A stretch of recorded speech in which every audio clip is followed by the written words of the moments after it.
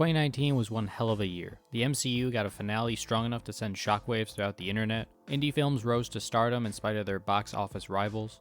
And I feel I've been made aware of more failures than any previous year. Seriously, every month I feel like there's at least something that's in the spotlight that just doesn't hold up to the pressure. I would talk about video games, anime, and maybe even books, but I feel like everything aside from movies and TV shows have taken an off year when it comes to their writing. Don't get me wrong, some amazing stuff have come out this year. Slay the Spire has constantly kept my attention, Shovel Knight came out with the last 2 games of its collection which are both phenomenal, and Disc Creatures is a nice return to the Pokemon styles of old. And there were some decent romance anime here and there. The point I'm making is this year was just a lot.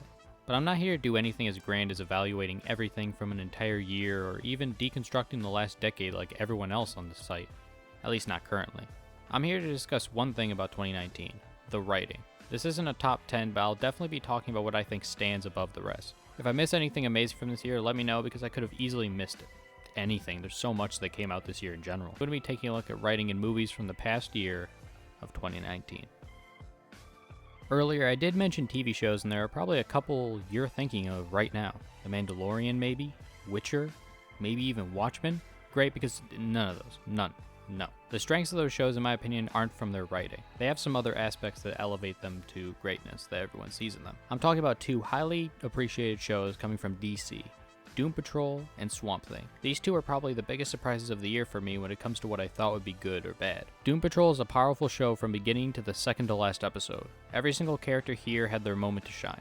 My favorite was easily Larry Trainor, whose heart-wrenching love story left me beat up every time I saw his struggle. Robot Man had such a powerful pull factor in the first episode with him relearning to walk in his new body. Mr. Nobody was a fascinating villain to follow and the plot went in directions I was not foreseeing but loved all the same. Swamp Thing was a glimpse into what a dark DC universe should look like. It had the gritty character writing, the dialogue that allowed for the imagination to surge, and the execution of ideas that before now I was not confident in. I wasn't a fan of Swamp Thing, but now I can only wish there was more to come. Now I'll be honest, the last 2 I have here I can't decide which I prefer. The comedic writing and messaging of one is very close to the powerful dialogue and atmosphere of the other. The other is Self-Defense, another film I've covered on this channel and for good reason. The comedy is amazing, the ideas and messaging were well executed, and the script itself was able to portray this melancholy world that Cassie lives in. Cassie?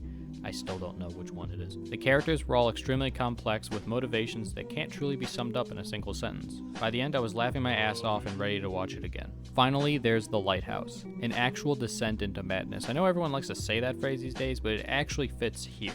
The film is a dissection of what going mad and being mad is like. The characters are deep, the monologues feel like dialogues between the character and your sanity.